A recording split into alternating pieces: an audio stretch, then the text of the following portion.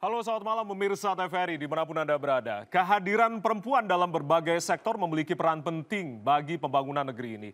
Peran perempuan bukan hanya soal representasi, tetapi juga partisipasi. Nah, salah satu contohnya adalah keterwakilan perempuan di Senayan untuk periode 2024 hingga 2029 ini menjadi yang tertinggi sepanjang sejarah, tentunya dengan meraih 128 kursi dari 580 kursi parlemen. Apakah jumlah itu tentunya menimbulkan harapan baru kontribusi dari politisi perempuan tanah air dalam melahirkan undang-undang yang lebih peduli terhadap perempuan, karena selama ini ada anggapan bahwasanya peran perempuan masih dipinggirkan. Nah, malam hari ini Fokus Terkini edisi kali ini sangat spesial karena kita akan hadirkan para Kartini-Kartini dan juga Sri Kandi masa kini Indonesia dalam berbagai bidang, tentunya dengan judul topik yang kita ambil adalah Perempuan untuk Negeri. Malam hari ini sudah hadir para Sri Kandi dan juga para Kartini masa kini Indonesia. Saya akan perkenalkan satu-satu, tapi sebelum itu kami seluruh keluarga besar Lembaga Penyiaran Publik masih di suasana fitri. Kami mengucapkan minal aizin wal faizin, mohon maaf lahir dan batin, dan tentunya kita akan perkenalkan satu-satu. Di sebelah ujung kiri saya Prof. Siti Zuro, peneliti utama Politik BRIN, sekaligus sempat menjadi panitia seleksi KPU periode 2012-2013. Prof. Wiwi, assalamualaikum. Salam sehat, Prof. Minal aizin wal faizin, maaf lahir batin. Sehat. Baik, terima kasih sudah hadir di malam hari ini. Dan juga di sebelah kiri saya Mbak Mutia Hafid, politisi Golkar, Ketum Golkar, sekaligus Ketua Komisi 1 DPR RI. Mbak Mutia, assalamualaikum, selamat malam. Waalaikumsalam. Minal aizin wal faizin, maaf lahir batin. Baik, terima kasih sudah hadir di malam hari ini. Dan sebelah kanan saya, reunian juga, Bu Yenti Garnasih, pakar hukum tindak pidana pencucian uang. Ini adalah Sri Kandi, pemberantas TPPU. Assalamualaikum, Bu Yenti. Waalaikumsalam. Minal aizin wal faizin, maaf lahir batin. Terima kasih sudah hadir, dan juga Mbak Andi Yentriani sebagai Ketua Komnas Perempuan. Mbak Andi, selamat malam, salam sehat, mohon maaf lahir batin. Baik, terima kasih sudah hadir di malam hari ini. Baik, membahas menjelang tanggal 21 April Hari Kartini dengan para Sri Kandi dan juga Kartini masa kini. Saya akan tanyakan ke Prof.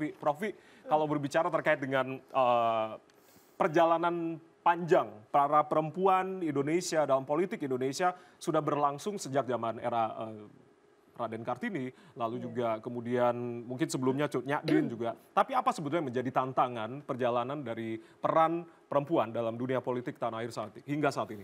Iya, ini menarik ya, berbicara tentang perempuan secara umum, tidak hanya di bidang politik ya, secara umum gitu.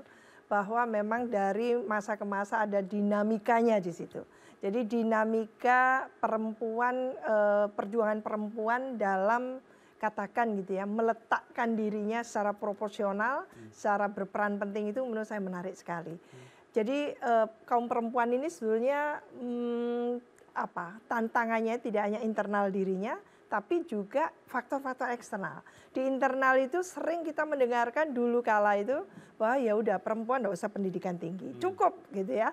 Mungkin lulusan SMA atau nggak perlulah sarjana dan sebagainya. Jadi kalau ada dana itu bukan ke kaum perempuan, ke anak perempuan, tapi biasanya dikasihkan ke laki-laki. Tapi kondisi itu sudah berubah ya? Itu sekarang. Dulu ya, tapi kalau kita masuk lagi ke pedesaan dan sebagainya, gambaran itu masih masih ada. Jadi belum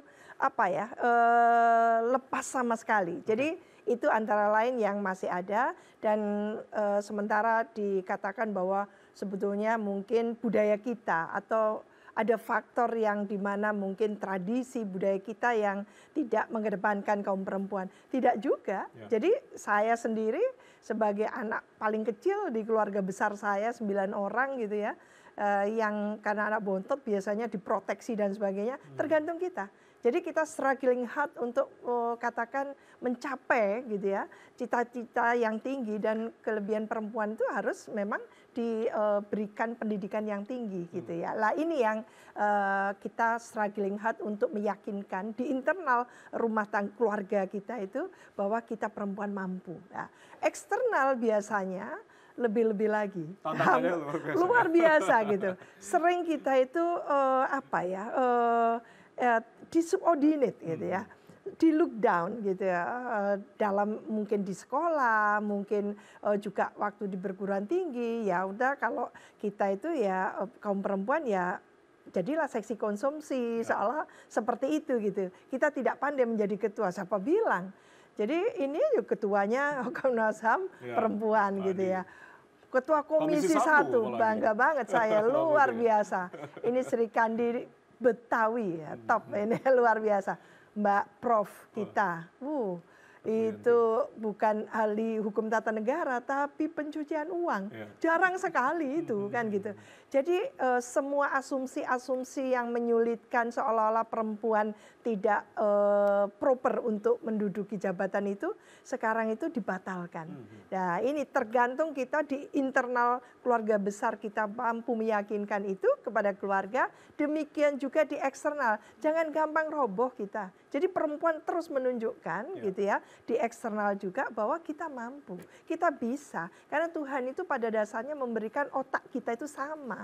Enggak melihat sebentar jenis kelaminnya, oh perempuan kasih sedikit aja otaknya, enggak cerdas, enggak juga, sama gitu. Maka itu menurut saya dengan jumlah kita saat ini tinggi sekali ya, sekitar 49,5% ya Mbak Ketua Komisi, itu perempuan. Berarti kan tipis sekali. Ya. Jadi kalau kita masih jumlahnya tadi itu 128 gitu ya, 28 ya mudah-mudahan ya. 128 kursi dari belum 30% juga, belum gitu. Maka saya mengusulkan yang akan datang 50% aja.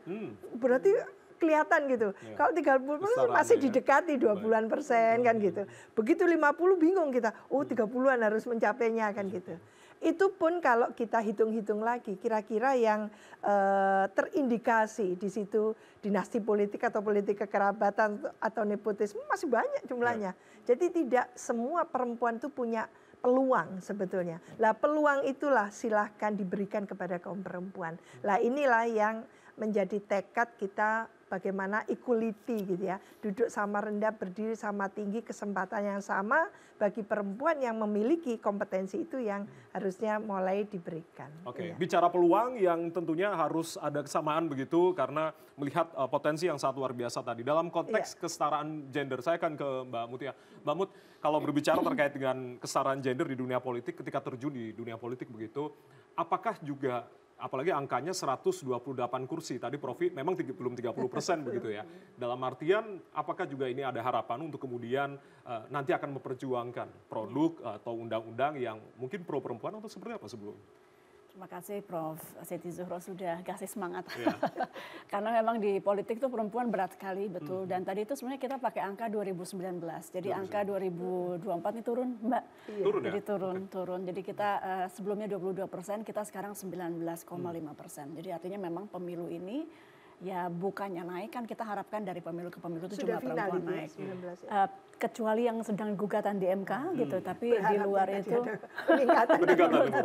jadi malah turun. Jadi emang sulit sekali. Dan kita kan nggak cuma lihat jumlah dari posisi tadi kurang lebih 128 di periode lalu, seberapa banyak perempuan diberikan posisi yang efektif di mana mereka bisa betul-betul mewarnai. Misalnya kalau ketua komisi hanya 2, saya dan 1 orang lagi di komisi 9. Kemudian di pimpinan komisi juga jumlahnya masih amat sedikit. Jadi kalau totalnya tadi 22%, tapi jumlah di pimpinan itu saya lupa, itu di bawah 10, mungkin 5%, 6% gitu. Jadi tadi kalau ditanyakan bagaimana kita bisa mewarnai undang-undang, ya kita meskipun sedikit dan posisinya belum tentu semua strategis, tapi kita coba sebisa mungkin. Kalau di komisi 1 kan misalnya kebetulan saya punya mitra juga perempuan, Ibu Menlu, jadi dubes-dubes itu kita banyakin alhamdulillah perempuannya. Jadi bahkan sekarang tuh di Kemlu agak khawatir karena kayaknya lebih banyak perempuan. Karena memang dari intake-nya juga lebih banyak perempuan gitu yang masuk Kemlu. Jadi itu udah memang sewajarnya. Kemudian di TNI kan kita juga sedang dorong supaya lebih banyak perempuan yang bisa masuk ke paling tidak perwira atas gitu ya. Sekarang angkanya mungkin kalau jenderal malah mungkin belum ada gitu. Jadi itu mungkin yang kita sedang dorong. Itu beberapa di antaranya. Tapi kalau di Komisi 1 juga yang khas kan kita mendorong literasi digital. Itu juga di kami. Jadi di antara dan Mbak Mutia konsen juga di betul, karena kebetulan literasi digital ini bisa menjadi sebuah terobosan bagi perempuan yang memang di banyak daerah itu pendidikannya belum sama dengan laki-laki. Mereka bisa belajar melalui internet gitu. Jadi itu yang juga kita sedang dorong, termasuk UMKM yang sebagian besar perempuan, itu kan kita dorong sekarang beralih ke UMKM digital. Supaya lebih memperbanyak lagi perempuan yang melakukan UMKM karena mereka bisa melakukan di kenyamanan rumah mereka gitu. Jadi itu yang kita juga sedang dorong untuk meningkatkan ekonomi perempuan. Baik. Kalau berbicara terkait dengan mendorong peningkatan ekonomi perempuan, kalau saya beralih mungkin ke Bu Yanti. Bu Yanti, apa sebetulnya ketika berbicara terkait dengan peran perempuan?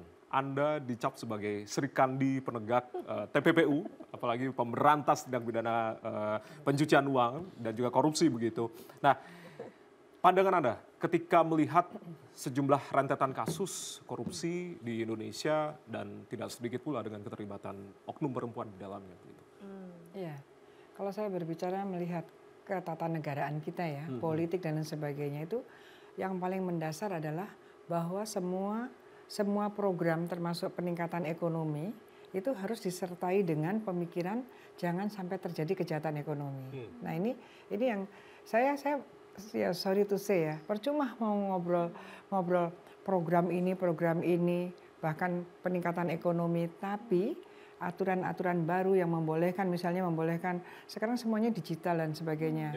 Tetapi selalu tidak ada mitigasi risiko bahwa kemajuan ilmu dan teknologi yang mempermudah untuk dinamika politik, dinamika ekonomi, tetapi kejahatan ekonominya itu tidak diantisipasi. Bahkan sekarang boleh aja sedang berbicara tentang perpolitikan yang paling 5 tahun sekali kan, ini paling luar biasa kan, pilpres, pileg ya, kemudian nanti pilkada.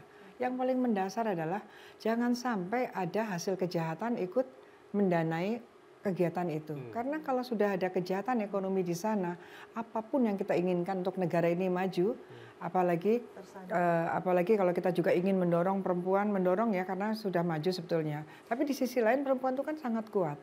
UMKM misalnya, perempuan semua loh yang perempuan tuh masih ngurusin rumah tangganya tapi dia maju juga gitu ya. Saya merasa perempuan kita sudah sangat maju sebetulnya, tinggal dengan adanya peluang itu kita dorong mereka etosnya, semangatnya harus mau melibatkan diri. Saya termasuk yang kurang setuju kalau dikatakan ada kuota untuk perempuan.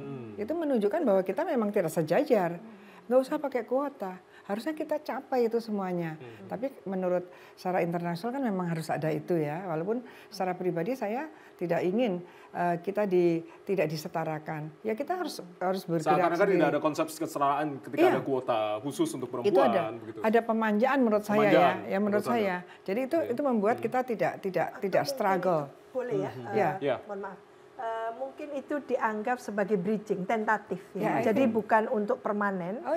Kuota itu ada durasi waktu gitu ya. Hanya untuk bridging karena kita kan dari habis gelap terbitlah terang gitu ya. Tadinya memang disubordinate dalam arti yang sebenarnya loh itu keluarga-keluarga tidak mengutamakan perempuan. Kalau pendidikan gitu, hanya perempuan yang bisa struggling hard, fighting gitu ya, bisa melakukan itu. Berkaitan dengan jumlah di DPR, saya kira juga bukan bicara jumlahnya saja. Yang lalu katanya Mbak Mutia, sekarang turun katanya ya, turun. Tapi kita evaluasi, yang lalu itu perempuan-perempuan di sana itu dievaluasi capaiannya apa. Jadi kita fokus ke kita sendiri saja, jangan kita berbicara kaum laki-laki marginalkan kita. Tidak, kita sendiri lihat, kita sendiri mampu tidak, dan kita harus mampu. Nah seperti itu, jadi saya juga mumpung ada yang dari DPR ini, tolong didengarkanlah pemikiran-pemikiran akademik ini. Percuma apapun kalau sudah ada dicemari dari hasil-hasil kejahatan. Itu kejahatannya kejahatan ekonomi. Nah itu jadi ada berita-berita ya sekarang inilah misalnya 271 triliun dari yang menghebohkan ini ya. Iya, 2005 itu terbesar, korupsi terbesar dari 2015 sampai sekarang ini. Dan ada salah satu perempuan juga yang ditetapkan. Ada nanti jangan-jangan beberapa perempuan. Karena gini, kalau bicara pencucian uang itu adalah berbicara ketika ada korupsi, ketika ada kejahatan ekonomi, itu kemudian hasilnya itu akan digunakan, siapapun yang menggunakan, membelikan, menyerahkan tuh pelaku tindak pidana pencucian uang. Tapi di satu sisi siapapun yang menerima itu juga pelaku tindak pidana pencucian uang. Nah di sini potensi istri, keluarga, perempuan yang selalu silau kalau dikasih uang itu menjadi potensi menjadi pelaku. Artinya kita harus mengedukasi pada perempuan-perempuan, jangan ingin kaya, ingin ingin statusnya tinggi secara instan, bahkan melanggar rambu-rambu. Karena kalau bicara pencucian uang tuh waktu saya belajar ini ya sekitar 20 tahun yang lalu di Amerika itu, saya diwanti-wanti dengan mentor saya di sana. Yenti don't say ya, kalau bicara TPPU itu bukan berbicara itu sesuatu yang hanya kaum intelek saja, fakultas hukum saja, DPR saja, tidak. Bicara TPPU adalah bicara bagaimana harus seluruh rakyat Indonesia itu, seluruh rakyat negara itu harus alert.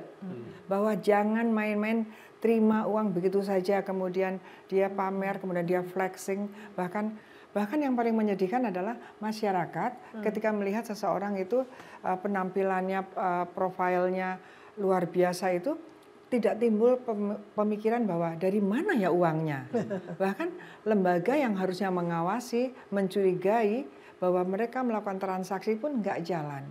Nah ini di dalam 271 ini luar biasa ya. Katanya kan ada pemberian hadiah untuk anaknya private jet. Nah itu kan harus dilihat, itu kan pajaknya apa, gitu kan? Seorang istri melihat anaknya dapat ini kan harusnya tanya, karena kalau dia tidak peduli, ya mau nggak mau dia akan jadi tersangka. Kembali lagi literasi tadi sangat penting begitu ya. Sangat penting edukasi. Saya akan ke Mbak Mutia. Tadi sempat dipesankan ini juga Komisi 1 juga konsep dalam digital mitigasi risiko itu juga sangat penting. Tapi yang lebih tadi juga digarisbawahi terkait dengan perempuan ini hanya menjadi objek politik saja 5 tahunan, Mbak Mut. Tapi tidak sedikit mungkin kesempatan untuk menjadi pemimpin. Bagaimana menurut Anda juga? Ya tadi ya kita tuh memang susah kalau nggak dibantu kuota memang. Kalau di politik, memang laki-lakinya tuh tidak adil, dominan, very male dominated gitu. Dan kadang-kadang kalau yang fair itu kan dilihat perempuan yang bagus ya diambil. Lah saya ini keambil ya gara-gara ada undang-undang yang 30%. Kalau enggak juga nggak masuk. Mungkin kalau enggak saya juga nggak didekati. Saya kan masuk di 2009 gitu. Jadi mungkin saat ini tadi seperti kata Prof, tapi saya juga sepakat in the end kita harus juga bisa menunjukkan bahwa kita tuh setara. Tapi untuk saat ini memang sulit sekali buat perempuan di politik itu memang begitu kondisinya. Jadi dalam menentukan posisi itu juga suka paling akhir. Nggak cuma di DPR ya kan, kita di pemerintahan kita juga lihat angkanya juga masih jauh sekali. Kemudian di posisi-posisi penting lembaga-lembaga negara lainnya gitu itu juga masih sedikit. Tapi saya sepakat sekali dengan yang disampaikan Mbak Yenti bahwa memang yang harus dididik perempuannya, jadi literasi kepada perempuan, karena kadang-kadang kan mungkin ibu rumah tangga ya kalau suaminya bawa pulang dianggap rezeki aja ya Bu ya. Dan kita juga misalnya tadi UMKM digital itu kita kemarin saya ngobrol sama ICW juga, mereka ada program yang memang UMKM kan paling banyak perempuan. Terus mereka ini kita mau dorong lembaga-lembaga negara wajib mengambil produk-produk UMKM Mbak, termasuk makanan. Nah ini kan nggak biasa ikutan tender nih. Misalnya nasi box aja gitu. Nah itu teman-teman perempuan UMKM yang sangat mikro ini sedang diajari bagaimana sih kalau mereka memenuhi misalnya kebutuhan di pemerintah daerah, kebutuhan di lembaga-lembaga negara lainnya. Karena mereka kan nggak terbiasa. Kalau UMKM itu biasanya ya dianggap informal, tapi kita akan dorong untuk masuk juga di pemerintahan. Nah tadi seperti kata Mbak Yanti, kalau nggak dididik dari sekarang, ini bahaya. Jangan-jangan perempuan UMKM malah jadi kemudian terjerat kasus-kasus gitu. Menjadi sangat penting begitu melihat kondisi perempuan saat ini. Mungkin Komnas HAM yang akan menjelaskan, Mbak Andi mungkin bisa menjelaskan secara general, secara umum Komnas Perempuan seperti apa begitu terkait melihat kondisi perempuan Indonesia saat ini dan upaya apa yang terus dilakukan oleh Komnas Perempuan untuk bisa memperjuangkan hak-hak bagi kaum perempuan ini. Mbak Andi. Baik, terima kasih. Memang tadi ya isu perempuan tuh juga kayak gelombang ya. Kalau dekat-dekat pemilu baru ditanyain kira-kira apa yang harus jadi agenda perempuan. Nah kalau kita lihat di Komisi Nasional Anti Kekerasan Terhadap Perempuan, kami setiap tahunnya kan mengeluarkan catatan tahunan ya, yang merupakan kompilasi data dari berbagai institusi, bukan hanya Komnas Perempuan. Tahun 2023 yang lalu itu ada lebih 289.000 kasus kekerasan terhadap perempuan yang terjadi baik dalam hubungan personal, anggota keluarga, ataupun dalam ikatan perkawinan, ataupun perkawinan yang tidak dicatatkan, karena masalah pencatatan perkawinan ini satu isu yang lain ya. Tapi masih tinggi angkanya itu dibandingkan tahun-tahun sebelumnya? Sebetulnya kalau dilihat tahun 2023 ini angka yang dapat terkumpul lebih kecil, tetapi ini juga menunjukkan bahwa akses untuk pelaporan itu cukup tersebar. Sementara kan yang masuk ke dalam Komnas Perempuan itu tidak semua institusi. Jadi memang sampai saat ini kami berusaha mendorong agar sistem peradilan pidana terpadu dengan menggunakan teknologi informasi ini bisa menjaring sampai ke lembaga-lembaga layanan agar lebih gampang kita melihat sebetulnya sudah sampai di mana sih, yang mulai dari pengaduan pertama di pengaduan UPTD atau unit penanganan terpadu yang dikelola oleh Kementerian KPPA gitu, lalu di kepolisian, kejaksaan dan pengadilan sehingga dia bertingkat. Di Komnas Perempuan angkanya sama saja 4.300-an kasus, artinya setiap hari kami menerima 11 sampai 12 kasus ya. Dan kalau kita lihat tahun ini sebetulnya yang paling menonjol ada 3 hal saya mau sampaikan. Yang pertama, kasus kekerasan di ranah negara itu meningkat sangat tinggi. Jadi 178% bahkan peningkatannya. Ini berarti kasus-kasus konflik sumber daya alam, konflik tata ruang, ataupun yang terkait dengan tindakan intoleransi yang ada di masyarakat. 3 itu yang dominan ya? 3 itu yang paling dominan. Yang kedua yang terbanyak adalah juga kasus kekerasan di dalam rumah tangga ini masih jadi momok besar. Padahal kalau mau dibilang undang-undang penghapusan kekerasan di dalam rumah tangga sudah 20 tahun nih, pas banget tahun ini, tahun ke-20-nya. Dan kita harus ingat bahwa kekerasan di dalam rumah tangga itu seperti tadi disampaikan oleh Prof. Siti Zuhro adalah salah satu titik yang paling sentral untuk menentukan bagaimana perempuan nanti bisa mengartikulasikan dirinya. Jika dia terpapar kekerasan sedari kecil, maka sebetulnya sangat sulit bagi dia untuk keluar dari lingkar kekerasan itu. Bagi seorang istri yang juga tidak mendapatkan dukungan tetapi justru harus berhadapan dengan kekerasan, akan semakin sulit juga dia untuk dapat mengartikulasikan dirinya di ruang publik, karena di ruang domestiknya sendiri dia menghadapi intimidasi dan kekerasan begitu besarnya. Yang ketiga adalah kekerasan seksual, dan tentunya kita semua prihatin pada tindak kekerasan seksual yang terjadi di lembaga pendidikan. Karena seharusnya lembaga pendidikan adalah tempat di mana kita bisa mengembangkan potensi diri yang terbesar. Ini belum termasuk misalnya situasi pendidikan yang juga masih bias gender ya. Kalau misalnya lagi mau pemilihan ketua kelas aja, itu kan langsung tuh ayah perempuan jadi sekretarisnya ya, kalau enggak jadi bendahara aja gitu kan ya. Jarang sekali diberikan pengelolaan agar ya sudah laki-laki dan perempuan mari kita berkompetisi, apa sih visi misinya sebagai student president gitu ya misalnya gitu. Nah jadi kondisi kita secara umum sebetulnya belum baik-baik saja. Kalau dilihat dari angka pemiskinan dan kemiskinan juga porsi terbesar kan adanya di perempuan ya. Di semua lapis usia, di semua daerah gitu. Porsinya juga banyak perempuan. Kadang-kadang saya sering diingatkan kalau angka harapan hidup perempuan itu lebih panjang 4 tahun daripada laki-laki.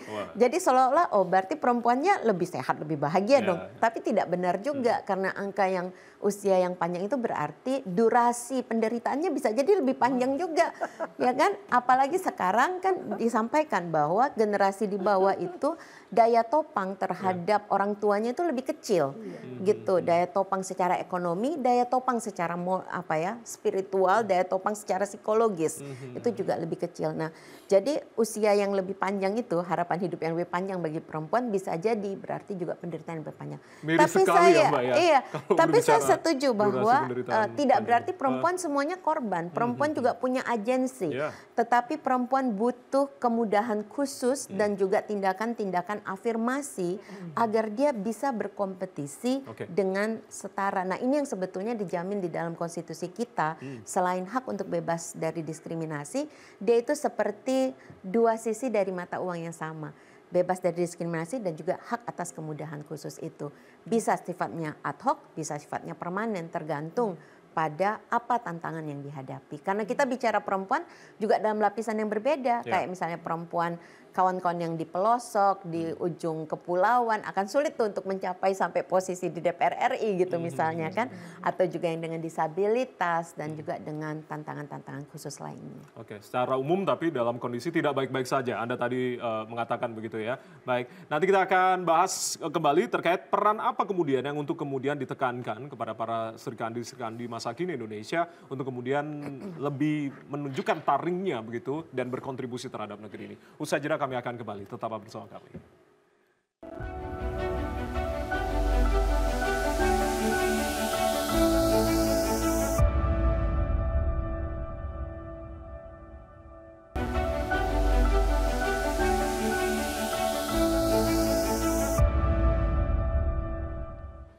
Masih di Fokus Terkini spesial menjelang tanggal 21 April 2024. Masih bersama saya Ardianto Wijaya dengan para perempuan-perempuan hebat yang hadir di malam hari ini. Saya langsung ke Mbak Mutia. Mbak Mut, kalau berbicara terkait dengan ketika perempuan dengan keterwakilan masih sedikit di parlemen begitu, artinya kebijakan-kebijakan dari perspektif perempuan ini mungkin akan sulit untuk diwujudkan begitu.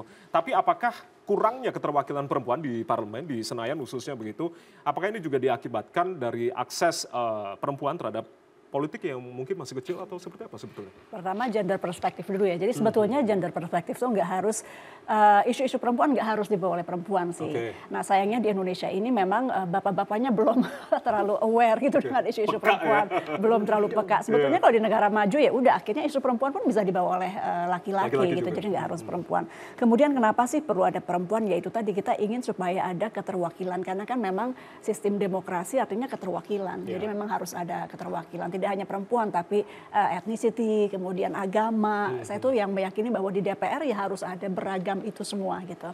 Nah, bahwa perempuan memang perlu kita evaluasi, saya sepakat Ibu Yenti, tapi bapak-bapaknya juga perlu kita evaluasi sih, karena bapak-bapaknya juga tidak lebih baik juga. Jadi itu mungkin salah satu yang ingin saya highlight adalah bahwa laki-laki tidak lebih baik dari perempuan. Tadi sudah disampaikan Prof. Siti juga bahwa ya kita memperbaiki diri, tapi kita juga sambil mengingatkan bapak-bapaknya bahwa lo harus pilih perempuan lebih banyak karena kalian juga nggak lebih baik. Gitu laki-laki juga sepertinya tidak sepenuhnya bisa mengerti perasaan perempuan gitu. Itu yang juga harus menjadi PR kan. Contoh singkat aja, ini teknis, jadi bukan kebijakan apa gitu. Tapi misalnya dulu waktu saya masuk pertama di tahun 2010, itu saya ingat rapatnya tuh sampai jam 3 pagi. Gitu. Terus saya tanya sama pimpinan, kenapa ya kita kok rapatnya sampai jam 3 pagi, setengah 4 gitu. Itu contoh ya. Ini kalau ngurus negara memang harus serius begini. Saya bilang, oh iya gitu ya gitu. Saya ngikut aja karena saya baru. Habis itu saya jadi wakil ketua, dan akhirnya wakil ketua tuh memang juga sudah punya pengaruh untuk membuat jadwal, tapi belum yang ngetok gitu. Nah ketika jadi ketua, saya bikin nggak boleh ada rapat di atas jam 6 kecuali ada hal-hal yang genting. Dan ternyata berhasil. Dan yang senang bukan hanya ibu-ibunya, tapi bapak-bapaknya juga. Karena mereka punya waktu longgar untuk keluarga, mereka bisa punya produktif meeting sesudahnya gitu. Dan dengan itu contoh singkat ya, kan transparansi jadi lebih baik gitu loh. Karena kalau rapat-rapat jam 3 siapa yang ngawasi gitu. LSM juga udah pada tidur mungkin ya. Jadi itu dan lebih efisien. Karena rapat yang cenderung bertele-tele di situ malah justru agak sulit untuk mengawasi. Kita yang ngawasin pusing sendiri, kita jadi yang di dalam pusing gitu. Jadi mungkin kurang lebih itu contoh-contoh singkat. Nah, kenapa juga harus ada perempuan? Saya ambil contoh. Saya baru melahirkan di usia 44 setengah, hampir 45. Di DPR jarang yang punya anak bayi karena rata-rata usianya memang di atas saya gitu. Terus ternyata belum ada fasilitas ruang menyusui gitu. Jadi akhirnya saya sambil benerin tuh Prof. Di Komisi 1 ya? Atau di DPR? Di DPR. Jadi saya bilang ya tapi ini udah diperbaiki ya. Jadi saya apresiasi juga ke Sekjenan. Tapi maksudnya kenapa nunggu saya dulu? Padahal di situ karyawan perempuan banyak sekali. Gitu. Kenapa dan karena saya ketua mungkin agak takut juga. Saya ngomel-ngomel nanti saya saya akan protes gitu. Dan akhirnya baru dibuatkan, dan ketika dibuatkan akhirnya yang perempuan-perempuan yang bekerja sebagai sekretaris, staf khusus baik di komisi atau itu jadi ikutan menyusui di situ. Jadi kan maksudnya hal-hal kecil kayak gitu aja loh. Nggak terasa oleh mereka. Dulu saya ingat sekali kenapa juga harus lebih banyak perempuan masuk lift aja di DPR. Kan penuh tuh ya lift di DPR, penuh tuh saya perempuan sendiri, itu aja membuat kita nggak nyaman gitu. Jadi memang perlu lebih banyak sih, karena kalau enggak ya kita meskipun kita kuat, saya termasuk yang cukup keras ya dianggapnya, tapi terintimidasi pastilah. Pasti kalau satu lift aja laki semua gitu loh. Sekarang saya di komisi perempuan cuma 5 dari 50, tapi karena yang mimpinnya saya, jadi perempuan-perempuannya juga pede. Di komisi kira-kira seperti itu, kenapa kita perlu lebih banyak dan perlu di posisi strategis. Gitu. Tapi setidaknya dengan posisi ketua ini tadi Anda memberikan sedikit banyak. Tidak cuma ke saya, buat teman-teman perempuan gitu, jadi lebih pede gitu.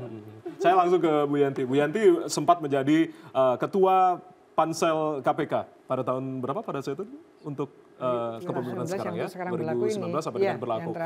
Apa kemudian kalau tadi Mbak Mutia setidaknya ada sedikit kontribusi perubahan untuk kemudian menyuarakan begitu, kalau berbicara terkait dengan Pansel KPK, apa perubahan-perubahan yang kemudian akan diinginkan untuk penegakan khususnya korupsi dan TPPU, Bu? Iya, kan pansel itu ya nomor satu perubahannya mau ada Mbak Mut juga. Kalau sudah pansel itu pansel itu prerogatif presiden yang nggak usah dibawa ke DPR lagi. Nah itu penting itu ya kan. Itu kan sudah. Catatan juga artinya ya? Oh iya, okay. Ya itu kan intervensi politiknya di sana. Kita sudah mengatur ya waktu itu ya memang saya memang ketua. Sementara perempuannya 3, lakinya 6 dan saya juga bukan senior. Banyak yang lebih senior dari saya gitu ya. Artinya ya memang keras sekali ya waktu itu ya. Kalau boleh dikatakan saya juga sempat trauma juga ya. Karena memang baik dari negara maupun dari luar negeri kan. Bagaimana saya begitu ngatur misalnya ya mengatur hari ini ada tes tulis tertulis. Saya siapkan semua laptop. Saya dapat telepon dari Amerika itu. Kamu ini kan ada pemilihan yang 40 tahun sampai 65. Yang kalau orang-orang yang mampu dan umurnya 61 tahun dan dia sudah punya anak buah, dia nggak akan canggih lah main komputer gitu kan. Kamu mencari tukang ketik ataukah mencari orang yang mampu sampai segitu segala.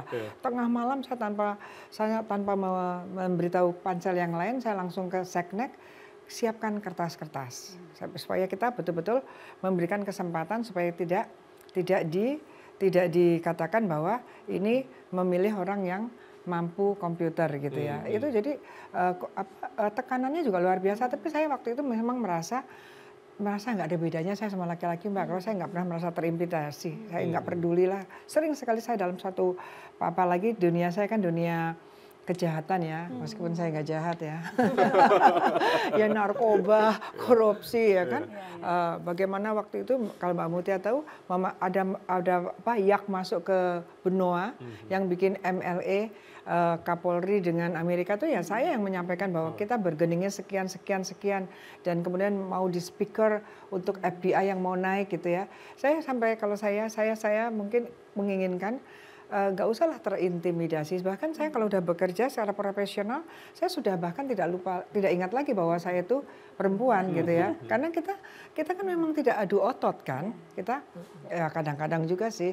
Tapi artinya artinya apa? Kita pemikiran kita gitu ya. Tadi Mbak Mutia mengatakan bahwa yang laki-laki pun dievaluasi belum tentu bagus itu. Kalau gitu kita evaluasi semuanya Mbak. Yang di DPR itu yang bagus-bagus ataukah yang memang punya uang terkenal atau bagaimana.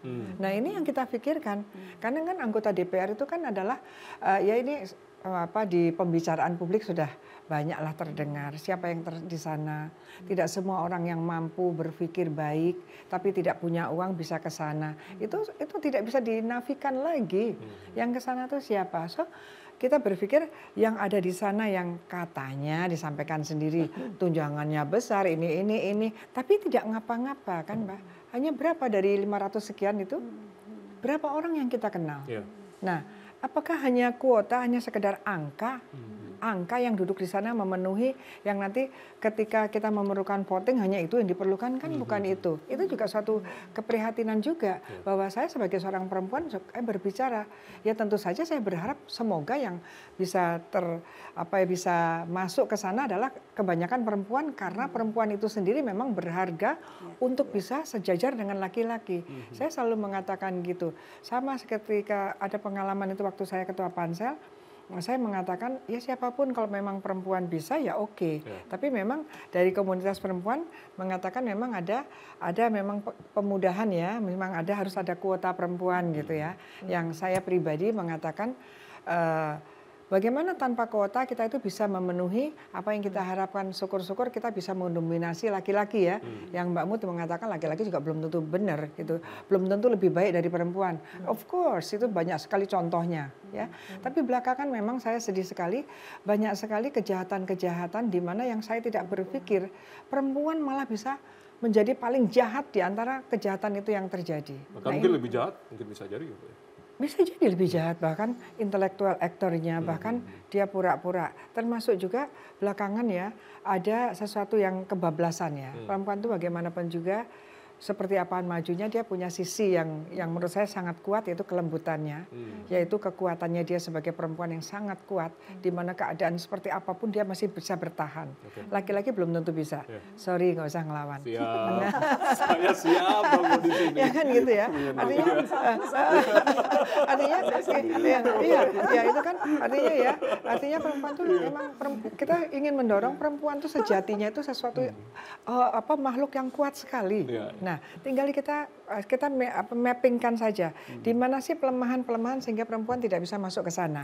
Nah, ini yang harus kita evaluasi lewat DPR. Di mana ada hambatan-hambatan yang menghambat perempuan tidak ke sana, yang menghambat orang-orang baik tidak bisa masuk DPR dikarenakan dia tidak terkenal, dia tidak punya uang. Apakah ini masih tetap begitu ada? Silahkan nanti Mbak Mutia menjawab. Karena kami merasa ya sekian banyak yang berbicara, sedikit saya terlibat beberapa RUU termasuk kemarin KUHP. Ya itu saja yang berbicara bertahun-tahun. 20 tahun saya membantu Kementerian Hukum. Yang bicara segitu saja, yang lain ngapain gitu. Sementara kita bayar loh, gitu ya Mbak. Maaf ya. Baik. Mbak Mutia mungkin akan menambahkan, tapi sebelum itu saya akan ke Prof. Prof, artinya begitu kalau berbicara, harusnya tadi kata Bu Yanti harus ada mapping nih terkait dengan hambatan-hambatan yang apa yang menjadi hambatan perempuan untuk tidak bisa masuk ke dalam gitu. Apakah budaya patriarki itu juga mempengaruhi atau seperti apa sih? Iya, ini menarik ya. Tapi tadi itu pertanyaan memang ke Mbak Mutia.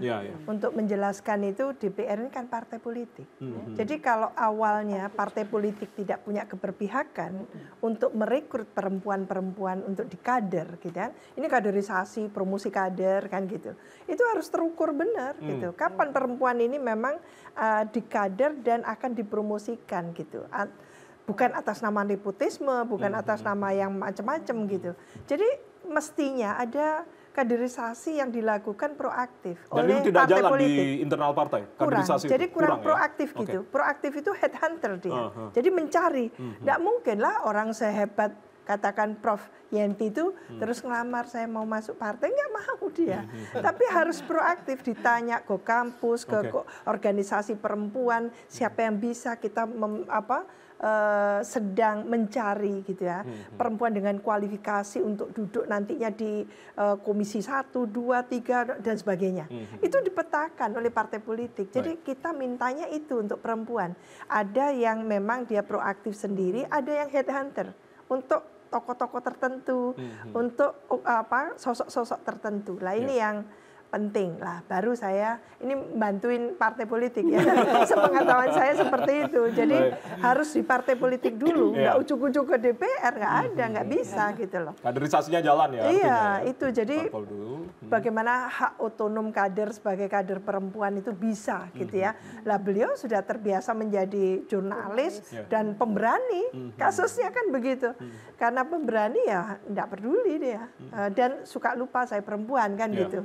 Lah menurut saya bagusnya harus begitu.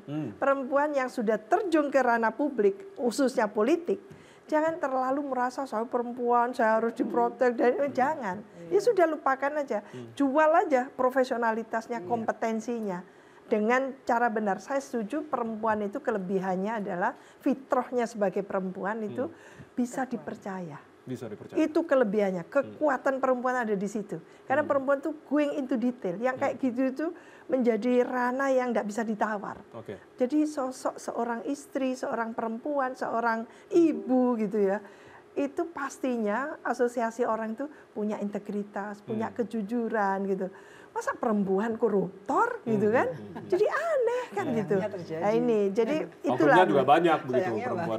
Iya, lah ini yang harus diluruskan supaya terjun ke dunia publik, ke ranah politik khususnya itu betul-betul bisa leading kayak Mbak Mutia. Kalau Mbak Mutia koruptor gimana mau jadi ketua komisi? Nggak ada yang lirik dia, nggak ada yang undang juga ke TV kan gitu ya. Jadi itu yang harus dipaksakan literasi politik kepada siapapun yang ingin nantinya ada di posisi-posisi jabatan-jabatan yang bisa dibanggakan. Tidak mungkin tanpa background yang bagus. Gitu. Mbak Mutia menambahkan kaderisasi proaktif tadi yang ditambahkan. Terima kasih sudah dibantu Prof. Karena memang untuk mempelajari mengenai partai politik kita perlu tentu teman-teman yang memang secara ya memang peneliti yang peneliti senior seperti Prof. Siti Zuhro yang mengamati bagaimana sih perkembangan partai politik di tanah air. Karena itu sekali lagi betul sangat penting, kita semuanya tergantung partai politik. Kita adalah kader partai politik yang ditugaskan di DPR dan berhasil masuk di DPR gitu. Jadi ini sebagai contoh ya, kalau di partai politik tuh rata-rata kalau buat acara hajatan gitu Mbak ya, nanti ada munas atau apa, itu tuh panitianya perempuan rata-rata. Karena rajin lebih bisa dipercaya ya, jalan acaranya gitu ya, sama acara paling sering. Kelebihan itulah ya. Padahal itu strategis, itu misalnya untuk menentukan ketua umum terpilih gitu, itu yang terlibat perempuan. Tapi nanti ketika penyusunan, nah itu mulai jadi perempuannya jadi hilang. Nah kalau saya mempertanyakan ya, karena tadi saya dulu jurnalis biasa bertanya gitu. Nah banyak perempuan yang saya sepakat tadi Mbak Yanti juga katakan ya, perempuannya harus proaktif nanya, nggak usah takut, nggak usah khawatir gitu. Ini kan kadang-kadang kita ya itu malu sendiri, kadang-kadang mau nanya gitu. Padahal mohon maaf laki-laki banyak yang nggak tahu malu gitu. Jadi kadang-kadang nggak kerja, nggak apa, terus nanya saya dapat apa. Nah kita lagi dorong perempuan juga udah nggak usah malu, apalagi kalau berkontribusi gitu. Karena pemilihan pimpinan partai politik itu amat penting, di situ harus ada perempuan. Lebih penting mungkin dari perempuan di DPR. Karena nanti yang mendrive DPR itu kan partai politik. Jadi itu yang saya sepakat sekali dengan Prof. Nah, kalau di Komisi 1 kan topiknya banyak sekali ya. TNI di situ, kemudian intelijen di situ, pertahanan di situ. Termasuk media juga. Diplomasi media gitu, jadi banyak sekali. Nah, aku fokus di situ. Tadi kan kita bicara kalau perempuan di parlemen ada kayak paguyubannya gitu nggak sih ya gitu. Nah, memang ada, cuman aku bilang kita bagi-bagi tugas deh. Nah, memang tadi saya sepakat perempuan di parlemen atau kaukus gitu nggak usah menyuarakan tadi kita perempuan kita begini, jangan. Tapi masing-masing mewakili komisinya masing-masing. Di komisi ini masalah perempuan apa? Di komisi ini masalah perempuan apa? Di komisi 2 misalnya di pemerintahan masalah perempuan apa? Di komisi 3 yang korupsi dan Polri di situ masalah perempuan apa? Daripada hanya mengurusi masalah yang perempuan saja. Itu akan mencakup KDRT juga karena memang ada komisi yang khusus membahas itu juga gitu. Jadi kita jangan isunya tentang perempuannya saja, tapi di berbagai bidang gitu. Kayak di pertahanan tuh ya beda lah. Saya membayangkan kalau kita lebih di profesional TNI-nya lebih banyak perempuan, akan beda tuh TNI. Gitu. Saya yakin banget gitu. Jadi kita sedang dorong itu. Kemudian diplomasi itu saya meyakini bahwa perempuan memiliki kemampuan diplomasi yang lebih baik secara rata-rata dengan laki-laki. Menlu kita sudah terbukti sekarang. Ya, punya talenta gitu dari lahir. Jadi itu yang kita lagi dorong juga, diplomasi harus banyak perempuan. Mereka juga jadi wajah Indonesia kan di luar negeri. Jadi penting juga di situ juga representasi perempuan juga hadir. Jadi mungkin itu sih kita fokus ke bidang masing-masing. Mbak Yenti di anti korupsi, kemudian Prof. Siti Zuhro yang memang mendalami dan memberikan masukan kepada kami di partai politik, Mbak Andi di tadi kekerasan terhadap perempuan yang juga PR-nya luar biasa kan, kalau menurut temuan-temuan yang paling tinggi sekarang kasusnya adalah itu, kalau perempuan bukan politik tapi kekerasan. Baik. Sebelum saya akan ke Mbak Andi, mungkin pemirsa juga penasaran cerita singkat perjalanan sebelum Mbak Mutia dinobatkan sebagai Ketua Komisi 1 yang bidangnya laki-laki nih rasanya begitu.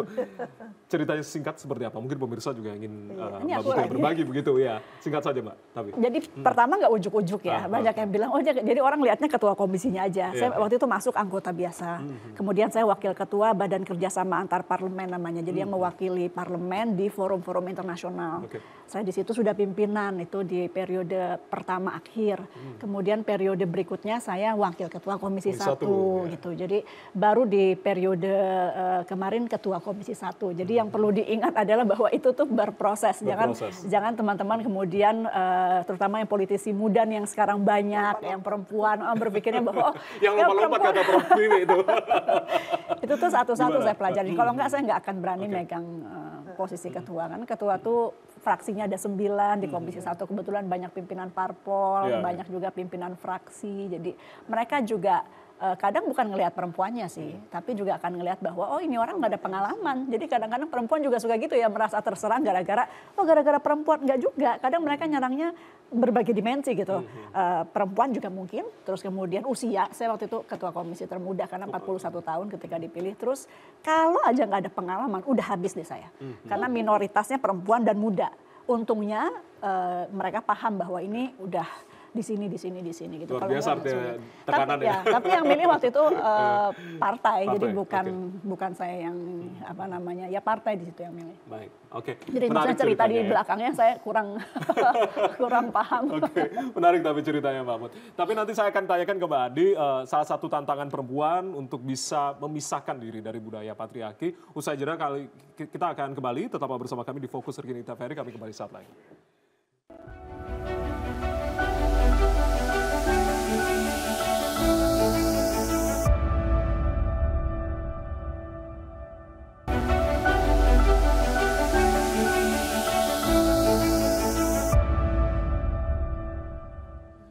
Terima kasih Anda masih bersama kami di Fokus Terkini TVRI spesial menjelang Hari Kartini 21 April 2024. Saya langsung ke Mbak Andi. Mbak Andi, sebetulnya salah satu tantangan perempuan untuk bisa memisahkan diri dari budaya patriarki di masyarakat ini merembet masuk ke budaya politik begitu. Bagaimana kemudian cara untuk perempuan ini bisa membebaskan diri dari budaya patriarki?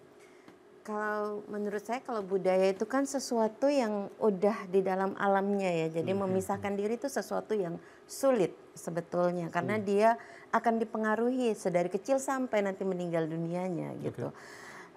Tapi bagaimana cara menavigasi di dalam sistem itu sendiri sambil sambil mengubah. Karena tadi saya mencoba menyimak 3 rekan yang menurut saya poinnya sangat penting ya.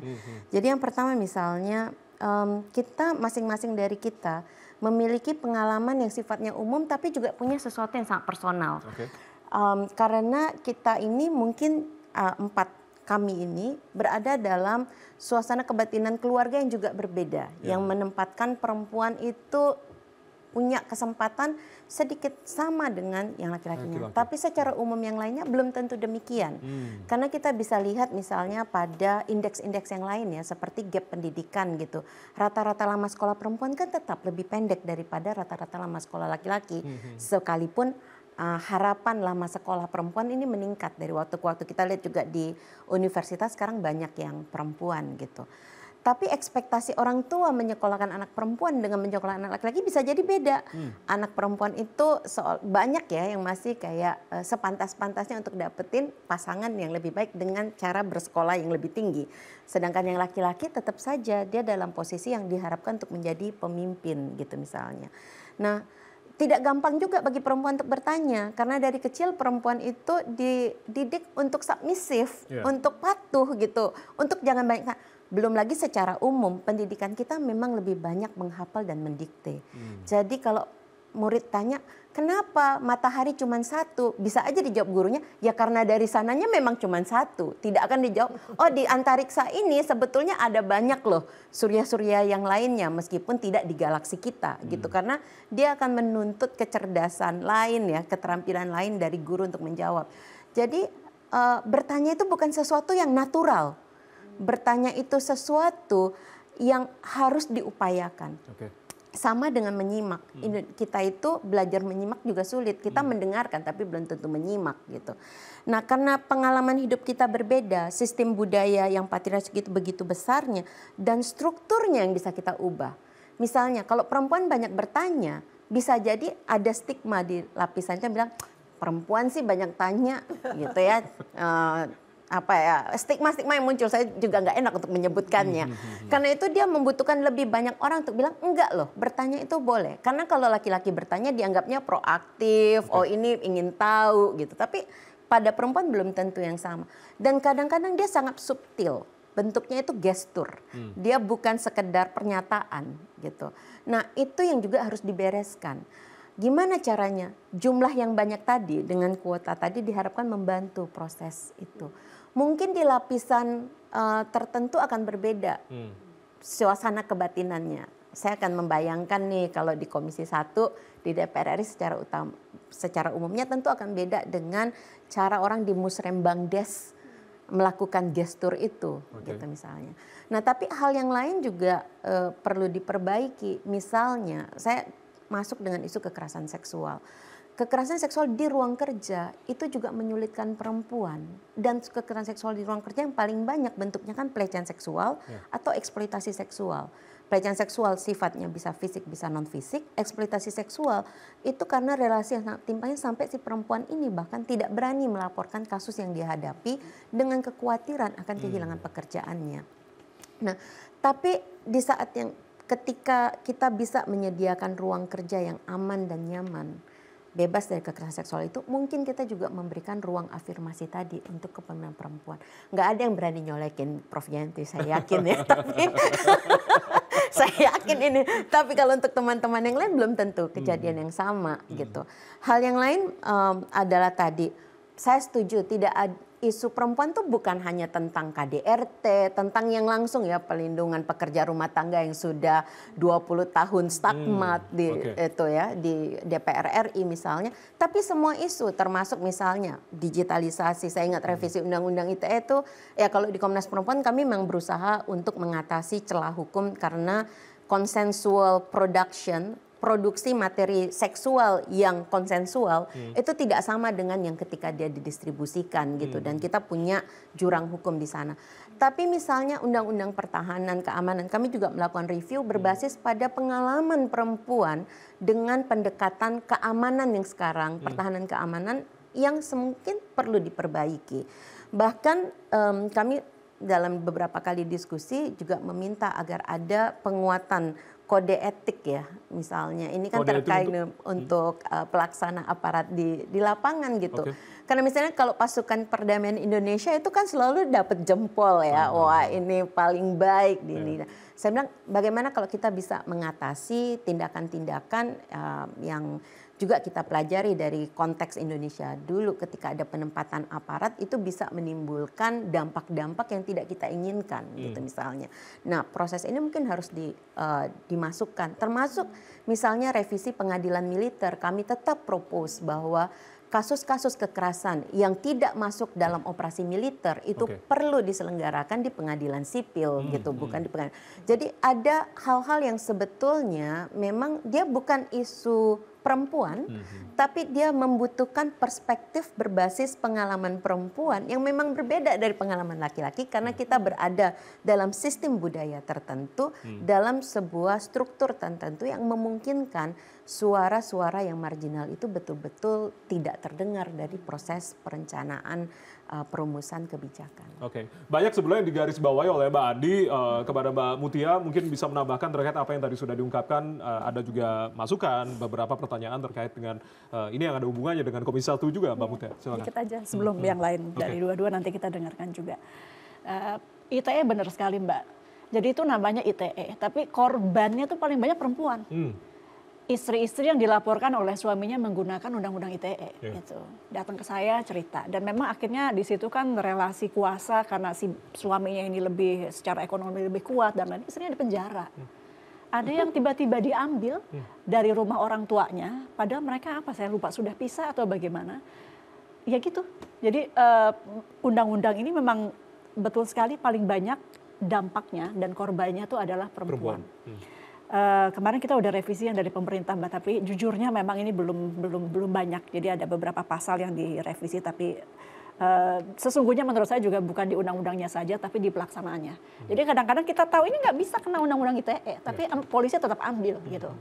Apalagi di daerah, karena nggak terlalu banyak yang ngawasin kan. Jadi mereka ambil, orang juga nggak terlalu ngerti undang-undang ITE ini apa, sehingga seolah-olah apa yang dilakukan polisi itu benar gitu. Mbak Mutia, belum lagi daerah kan banyak juga perda-perda yang diskriminatif terhadap perempuan. Iya, ya itu juga. PR juga. Itu juga. Aku jawab PR-ku yang Komisi 1 dulu. Oke, baik. Itu aja udah banyak. Tapi untuk pertahanan betul Mbak, ya sebagai contoh kita tuh nggak nambah-nambah gitu loh. Perwira-perwira kita yang perempuan tuh nggak terlalu banyak bertambah. Bahkan ada satu masa, saya mungkin nggak usah sebut panglimanya, tapi yang menyetop taruni. Jadi dari intake-nya aja udah di stop. Saya tuh tanya ya, ini amazing ya, bagaimana bapak-bapak itu berpikir. Kenapa? Jawabannya, kasihan Mbak perempuannya. gimana ya saya harus berdebatnya tuh seperti apa loh? Kenapa kasihan? Gak bisa, ini fisiknya berat sekali. Gak boleh perempuan diperlakukan begitu, kasihan. Loh, ya tapi kalau ditutup, masa kita menutup celah perempuan untuk masuk menjadi taruna atau taruni gitu. Ya itu, tapi pola pikirnya tuh berseberangan banget dari kita. Itu hak perempuan juga masuk di situ. Dari sisi mereka, ini melindungi perempuan gitu. Jadi benar-benar twisted gitu ya pemikiran-pemikirannya. Kemudian tadi yang pengadilan militer itu masukan buat kita juga. Ini satu contoh juga yang terkait dengan Komisi 1. Jadi sekarang ini terkait dengan anak nih. Kan banyak, makin lama saya nggak tahu, saya nggak punya datanya, tapi anak berkebutuhan khusus itu semakin banyak. Nah dulu itu, ya bukan karena Menlu-nya nggak bagus ya, mungkin karena dulu pemahamannya berbeda aja. Nah ketika Ibu Menlu dan juga kami juga mendorong, karena kebetulan juga perempuan, akhirnya kita atur Mbak, di mana yang punya anak kebutuhan khusus didata, mereka akan ditempatkan di negara yang memiliki support terhadap anak-anak berkebutuhan khusus gitu kan. Kalau nggak kasihan, kalau ditugasin di Afghanistan gimana gitu, atau ditugasin di negara-negara yang tidak punya support terhadap anak-anak kebutuhan khusus gimana. Kemudian contoh lainnya adalah kalau suami istri diplomat ketemu di Kemlu nikah, itu biasanya perempuannya selalu yang ngalah. Karena seperti harus milih satu. Nah sekarang boleh. Jadi boleh dan bahkan bukan hanya boleh, ditempatkan sebisa mungkin berdekatan. Berdekatan sebisa mungkin. Tapi ini memang nggak kerasa, ini bukan undang-undang. Tapi ini kebijakan-kebijakan yang perlu diawasi oleh di DPR. Kecil sih, nggak masuk media juga. Ini kebetulan kan ada ruang waktu saya cerita gitu. Tapi ada beberapa hal yang pelan-pelan kita lakukan, dan mohon maaf di situ memang saya rasa perlu perempuan sih, karena bapak-bapaknya mungkin belum terlalu paham juga permasalahan-permasalahan seperti ini. Profi menambahkan apa yang tadi sudah diungkapkan, termasuk juga banyak sekali perda-perda yang masih diskriminatif terhadap perempuan. Iya, dengan praktek atau pelaksanaan otonomi daerah itu memang ada semacam keleluasaan gitu dari Pemda, dari kepala-kepala daerah, lalu daerah-daerah itu berusaha membuat kekhususannya gitu ya untuk menangkap itu. Padahal kan secara peraturan, ini pakar hukum yang tahu itu ya, itu nggak boleh. Yang ada di daerah itu selalu mengacu pada yang di pusat.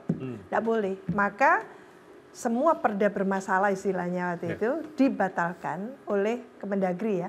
Tapi ada peraturan baru, tidak Kemendagri lagi, kalau nggak salah MA ya waktu itu ya.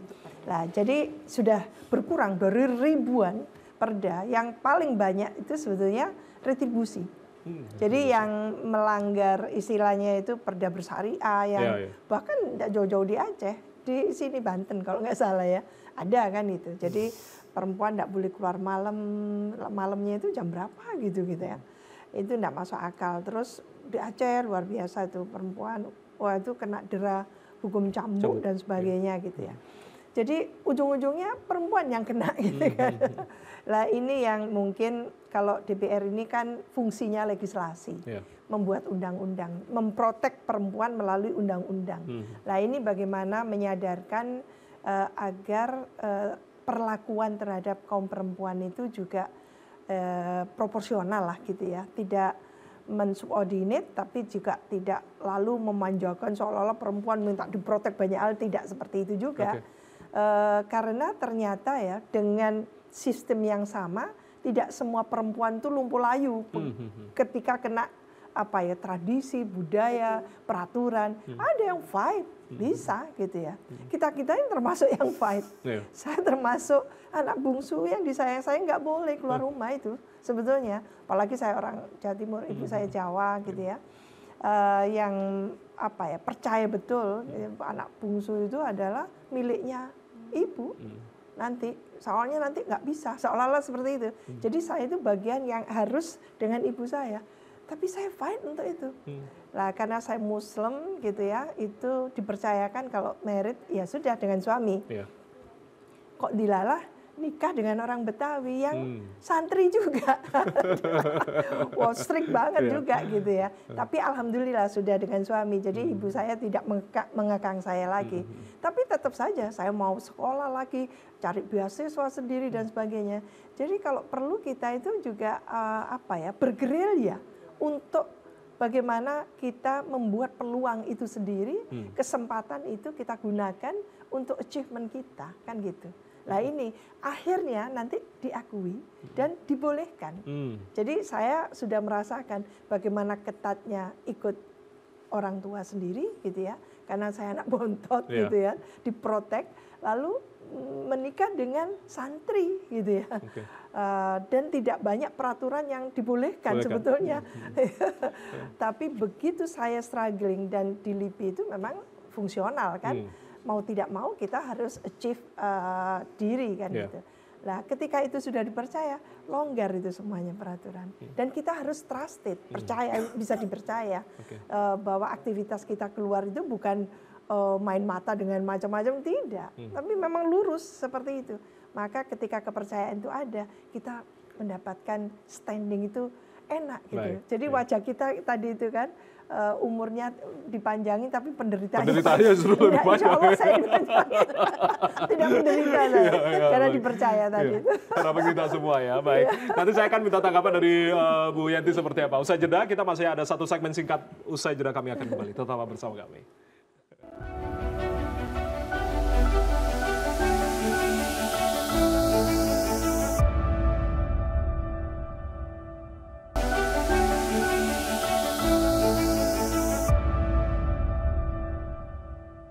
Perempuan untuk negeri, itu tema kita di Fokus Terkini edisi kali ini. Di segmen terakhir ini saya masih akan berbincang. Bu Yanti mungkin akan menambahkan apa yang tadi sudah diungkapkan oleh Mbak Andi, Mbak Mutia, dan juga Prof. Wiwi tadi. Silakan. Saya agak bingung juga ini pembicaraan ini. Jangan sampai jatuhnya kepada bahwa forum ini berbicara perempuan jangan jadi korban kan gitu ya. Padahal kita kan berbicaranya adalah bagaimana sih cita-cita emansipasi perempuan paling tidak pada masa Ibu Kartini kan gitu. Padahal sebelumnya kan sudah ada juga bagaimana perempuan-perempuan, bahkan di zaman-zaman Nabi juga banyak raja-raja ratu perempuan atau kaisar perempuan juga pun ada pemimpin-pemimpin perempuan. Artinya kita kan akan melihat bahwa emansipasi yang sudah diperjuangkan sekian lama itu bagaimana posisinya sekarang kan gitu, intinya seperti itu. Dan di satu sisi memang ada juga keterpurukan perempuan, yaitu perempuan ternyata masih banyak jadi korban gitu ya, korban kadang-kadang kebrutalan laki-laki atau bahkan kebrutalan perempuan itu sendiri yang lain, atau juga kebrutalan dari undang-undang itu sendiri yang dibuat ya. Ada sesuatu hal yang diperlakukan semena-mena, misalnya tadi dikatakan pengkaderan. Saya juga sangat setuju pengkaderan itu ya, dan saya selalu mengatakan kader politik itu penting sekali, sehingga kalau nanti ada kader partai politik yang terlibat korupsi, sebetulnya yang harus bertanggung jawab ya ketua partai umum itu, ketua umum partainya itu, harusnya seperti itu. Artinya apa? Jadi ketua partai itu juga tidak asal-asalan merekrut siapa mau jadi apa gitu kan, karena nanti kalau ada apa-apa dia yang salah, karena dia yang saya beberapa kali mengatakan ya ketua umumnya yang salah. Bentuk tanggung jawabnya seharusnya seperti apa yang harusnya dilakukan oleh ketua umum? Ya tanggung jawab kalau perlu partai itu dijauhi karena ketua umumnya membiarkan seperti ini. Itu kan penting. Apalagi tadi bicara bahwa perempuan-perempuan yang terlibat korupsi itu juga banyak, ketua-ketua daerah ternyata perempuan gitu kan. Dan mohon maaf ya, tidak ada rasanya kelebihan kita itu harusnya lebih malu. Ya kan, kita malu itu diawali oleh kita yang mendorong malu dong gitu kan. Bapak-bapak termasuk Anda yang laki-laki ini kan ibunya perempuan kan. Nah, ya kan, ya kita harus ada penghargaan terhadap perempuan. Itu bukan bentuk kita pemanjaan, tapi apapun itu perempuan memang mempunyai kedikdayaannya sendiri. Apapun perempuan itu, laki-laki sehebat apapun ibunya perempuan, nggak mungkin kan ibunya laki-laki. Nah di sini harus ada peran dari tokoh-tokoh masyarakat yang bagaimana menempatkan perempuan itu dalam posisi yang memang posisi yang awalnya memang sudah posisinya sangat mulia ya. Dia bisa mempunyai anak, itu regenerasi ya, termasuk bagaimana bumi ini akan berlangsung itu kalau tanpa perempuan. Beberapa negara sekarang sudah mulai ribut karena perempuan-perempuannya, anak-anak mudanya tidak mau menikah. Itu apa yang dipikirkan? Yang dipikirkan adalah kelanjutan bagaimana bumi ini akan berlangsung nantinya. Belum lagi di satu sisi ada juga perusakan ekosistem gitu ya, climate change dan sebagainya. Dan itu yang memikirkan siapa? Yang kalau posisi saya adalah perempuan juga ikut memikirkan itu, dan itu tidak ada yang bisa menghalangi apapun kecuali memang dirinya memang mampu menunjukkan bahwa dia mampu gitu ya. Jadi saya juga ikut komunitas Animal Welfare Award ya seluruh dunia, bahwa ternyata ada pemikiran-pemikiran kita tidak bisa lagi berpolitik itu hanya berpikir mencari keuntungan Menteri Perdagangan atau Menteri Perekonomian, bagaimana memperlakukan binatang-binatang itu, bagaimana kita di ban oleh Australia karena memperlakukan binatang. Waktu itu kan dimasuk pakai sapinya itu ya diperlakukan tidak baik. Itu seolah-olah hanya sekedar kesejahteraan hewannya kasihan, bukan. Padahal itu adalah hewan-hewan atau protein-protein yang dikonsumsi oleh manusia di mana protein itu dihasilkan dari hewan yang stres, itu akan berpengaruh pada kesehatan manusia. Dan itu kami banyak sekali perempuan-perempuan memikirkan itu. Ya, itu iya, bahkan nantinya perusahaan telur-telur itu tidak boleh lagi telur-telur yang ayamnya itu dapat panas itu ya, dipanasin, bahkan harus diumbar gitu ya. Jadi diumbar itu semuanya. Jadi dia itu mendapatkan kesejahteraannya sehingga nanti dikonsumsi, dan itu membuat kita itu menjadi sehat pemikirannya maupun badannya, dan termasuk perempuannya. Dan itu saya lihat di sana banyak sekali perempuan-perempuan berbicara. Jadi kita berbicara emansipasi. Dan kemudian yang mungkin yang jadi masalah adalah pemerataannya ya. Pemerataannya tadi kan mengatakan semua menyerang saya, siapa yang berani mencolek saya? Ada juga sih yang suka nekat gitu ya. Tetap ada gitu ya. Kita tetap harus bertahan. Tetap gitu ya. Dan tadi saya tertarik dengan mungkin permasalahan di sini yaitu bagaimana peradilan militer. Nah itu memang saya tanya kenapa dari Komisi Perempuan ini membicarakan, Komnas Perempuan membicarakan tentang peradilan militer, yaitu ketika ada KDRT, seorang suami yang angkatan darat, istrinya yang korbannya itu, jadi harus ke peradilan militer. Ini memang sangat aneh gitu. Termasuk waktu kemarin ada korupsi yang dilakukan oleh Angkatan Udara, harus masuk ke peradilan militer. Ya enggak lah. Itu kami sudah tahun 99 itu saya dengan Prof. Andi Hamzah dan beberapa teman senior itu memikirkan bagaimana peradilan militer itu betul-betul untuk kasus yang berkaitan dengan kemiliteran. Kalau yang luar itu semua peradilan umum. Harusnya seperti itu. Gitu, jadi. Bu Yanti, terakhir singkat saja, catatan Anda ini terkait dengan harapan mungkin terkait dengan perempuan yang menjadi pelopor terkait dengan pencegahan TPPU, pencegahan korupsi begitu, dan yang tentunya merugikan negara. Iya, saya berharap pertama tentu saja di DPR, di eksekutif. Di DPR, perempuan-perempuan yang masuk sana harus betul-betul perempuan-perempuan yang bisa betul-betul kita banggakan. Dan kemudian yang jadi kepala daerah juga perempuan-perempuan yang tidak semudah itu terlibat korupsi. Karena gimana pun juga kita patron ya, kita itu contoh gitu ya. Dan kemudian berkaitan dengan pencucian uang untuk seluruh masyarakat. Terutama masyarakat perempuan yang kadang-kadang dianggap rentan kalau ditawari uang banyak gitu ya kan. Itu dihadiahi mobil mewah, senang sekali, bahkan saking senangnya sampai pamer. Padahal masyarakat harusnya bertanya, ketika perempuan itu yang kita bisa lihat sebetulnya dia itu patut dicurigai mempunyai alasan diberi, tapi dia malah bangga. Jadi tolong perempuan-perempuan terutama dan bapak-bapak juga sih sebetulnya, hati-hati dengan pencucian uang. Jangan main terima dan kemudian sangat mudah. Kalau main terima kan gratifikasi bisa itu kan, gratifikasi. Jadi berkaitan dengan kejahatan ekonomi itu sangat luar biasa, Mbak. Itu ya salah satu yang basic sekali kalau kita akan berjuang menjadikan negara ini maju, negara ini demokrasinya maju. Kalau ada korupsinya, ada kejahatan ekonominya, gak usah bicara demokrasi. Ketika ada satu program, ada suatu perhelatan besar politik tercemar dengan uang dari hasil kejahatan yang namanya TPPU, jangan berharap itu ada demokrasi. Itu yang saya harapkan. Baik. Mbak Andi, mungkin terakhir, apa yang menjadi harapan, mimpi besar bagi para perempuan Indonesia ke depan tentunya untuk lebih berpartisipasi, berkontribusi terhadap negeri ini? Kalau menurut saya sekarang ini Indonesia dan sebagian besar dari negara-negara ya, yang juga lagi bergelut dengan keresahan masing-masing, termasuk dengan digitalisasi, itu dia punya resiko yang cukup besar gitu ya. Terutama ketika ruang informasi pencerapan itu terpotong-potong dan sukanya ngikutin influencer dibandingkan dengan mencari tahu lebih dalam, sehingga apa yang dimaknai gitu, perspektif yang kemudian dimunculkan itu sangat parsial gitu.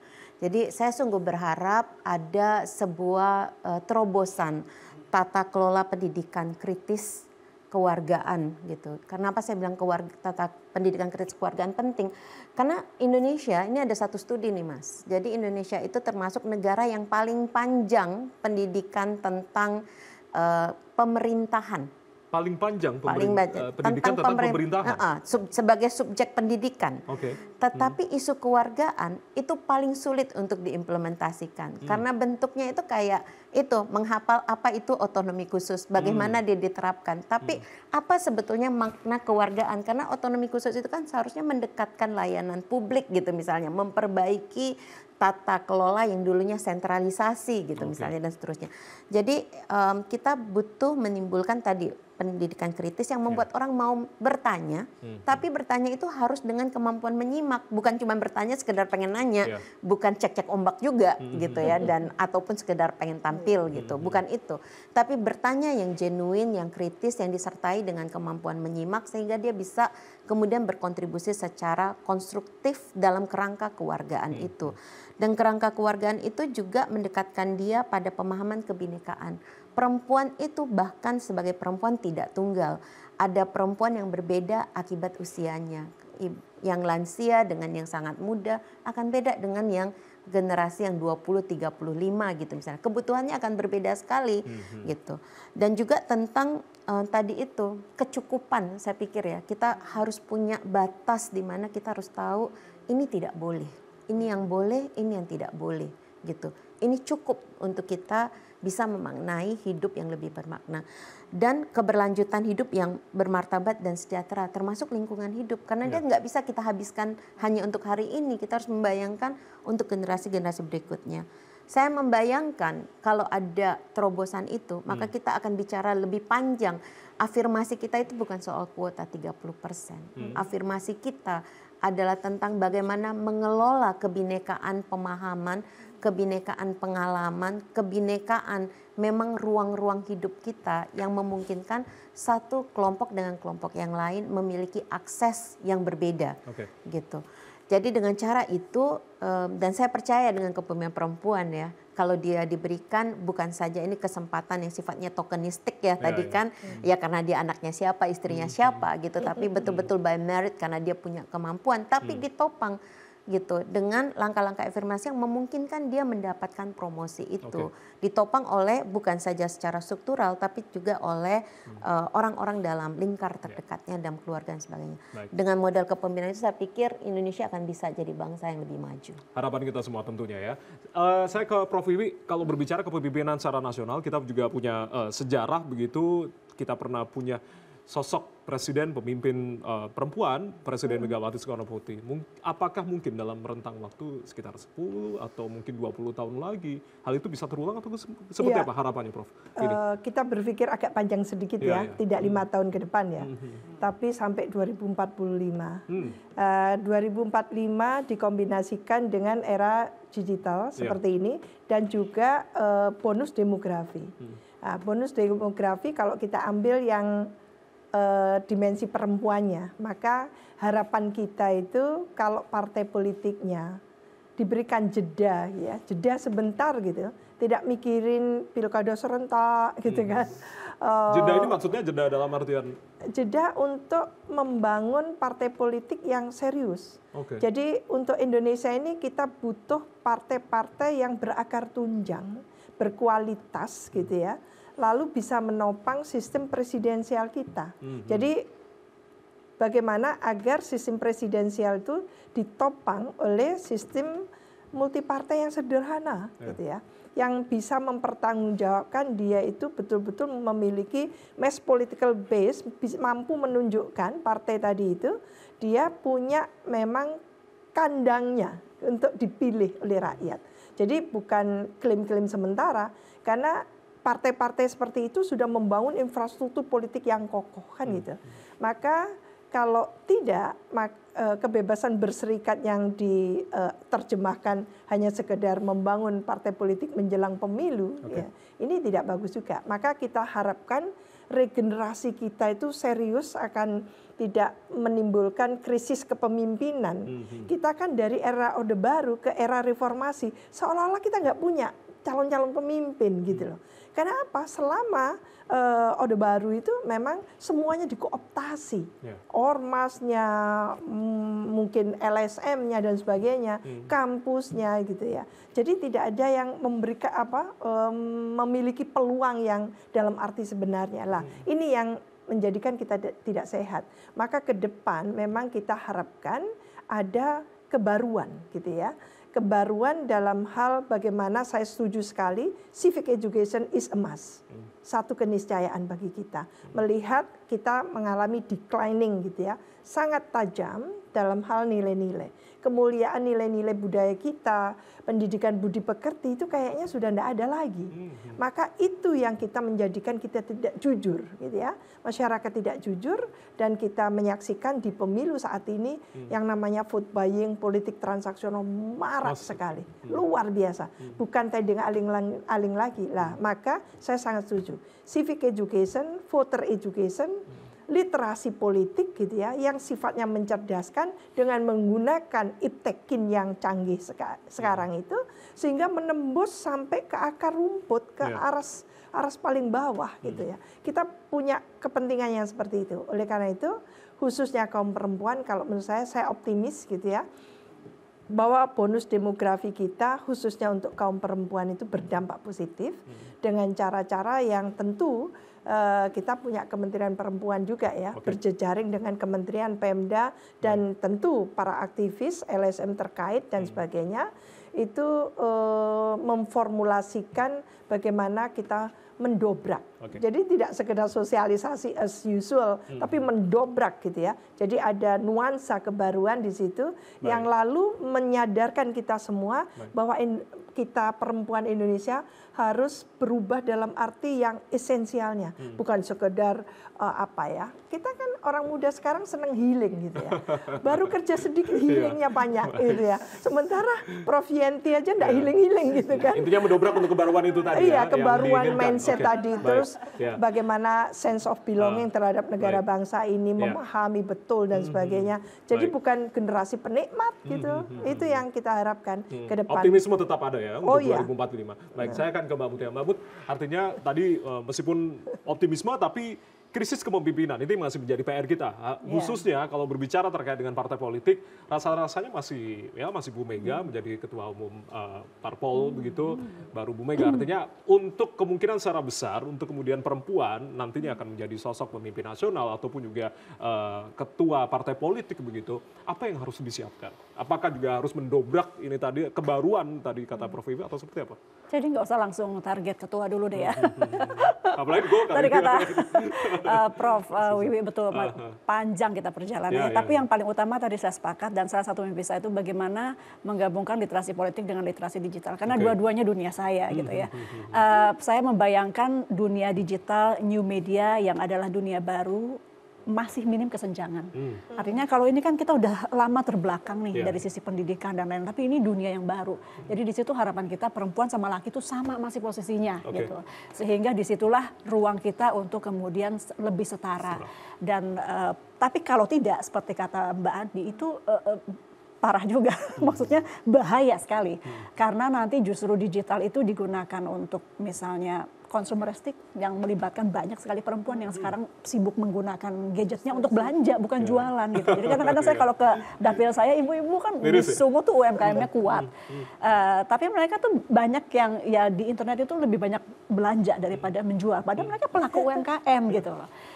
Itu contoh satu. Jadi literasi yang luar biasa. Kemudiannya tadi flexing dan lain-lain. Jadi tapi kalau kita bisa kuasai digital ini, maka saya yakin saya akan optimis perempuan bisa kemudian membantu ini untuk leveling dengan laki-laki. Nah di literasi politik juga begitu. Artinya dengan digital ini untuk menjadi kader partai politik dalam bayangan saya yang nggak harus tiap hari datang ke kantor partai politik gitu loh. Perempuan tuh susah kalau misalnya harus datang ke kantor politik, nongkrongin gitu ya, kayak bapak-bapak tuh bisa nongkrongin, ketumnya mau datang dari sebelumnya dia udah di sini, kita tuh sulit. Jadi kita saya harapkan nanti digital ini bisa membuka ruang untuk perempuan berkontribusi secara politik juga melalui digital. Mungkin itu dan sama dengan kakak-kakak ya, nggak usah panggil ibu dia, kita semangat semua kakak semua di sini bahwa kita optimis perempuan bisa, karena toh dari sisi sejarah track record sudah banyak contoh-contoh perempuan yang berhasil di berbagai bidang. Di berbagai bidang. Semoga diskusi kita malam hari ini bermanfaat bagi para Serikandi, Kartini-Kartini muda Indonesia, masa depan Indonesia, dan juga mungkin bagi para laki-laki juga untuk bisa lebih menghargai para perempuan-perempuan ini. Baik, terima kasih Prof, terima kasih Mbak Mutia, terima kasih Mbak Adi, Bu Yanti, terima kasih sudah bergabung di malam hari ini. Selamat Hari Kartini sekali lagi menjelang 21 April 2024. Akhir kata saya Ardianto Wijaya, mewakili teman-teman yang bertugas mengucapkan terima kasih atas kebersamaan Anda. Tetap saksikan TVRI, media pemersatu bangsa. Selamat malam, sampai jumpa.